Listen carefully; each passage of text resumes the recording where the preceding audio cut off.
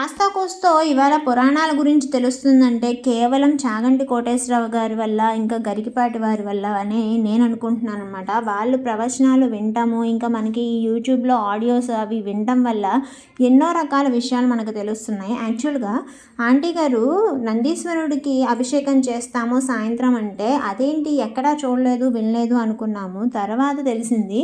అక్కడ అడుగుదామంటే పూజారులు అందరూ బిజీగా ఉన్నారు.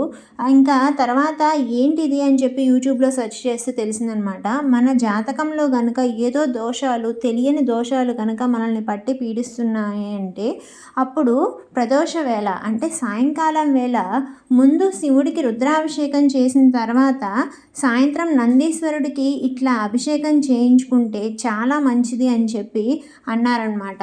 అయితే ఆ నీళ్లు మన మీద ఆ జలం జల్లుకున్నా కూడా మనకున్న పాపాలు, మనం చేసిన తెలిసి తెలియక చేసినవి కూడా మొత్తం తగ్గుతాయి అని చెప్పారు. అలా అని పాపాలు చేసి కావాలని ఇలా అభిషేకాలు చేయించుకోవడం కాదండి వాళ్ళ ఉద్దేశం.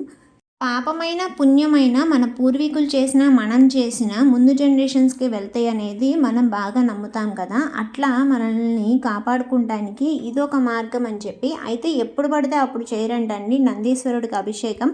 ఓన్లీ త్రయోదశి నాడే చేస్తారంట. అది మన మాస శివరాత్రి వచ్చింది కదా, ఆ రోజు మేము నరకాసురుని చంపిన ఊరికి వెళ్ళామని చెప్పాను కదండి, నడకుదురు అని. ఆ ఊర్లో జరిగిందనమాట. అది మీరు కూడా చూసి తరిస్తారని చెప్పి ఈ వీడియో కంప్లీట్గా అప్లోడ్ చేస్తున్నాను. థ్యాంక్ యూ ఫ్రెండ్స్, మరొక వీడియోలో కలుద్దాం.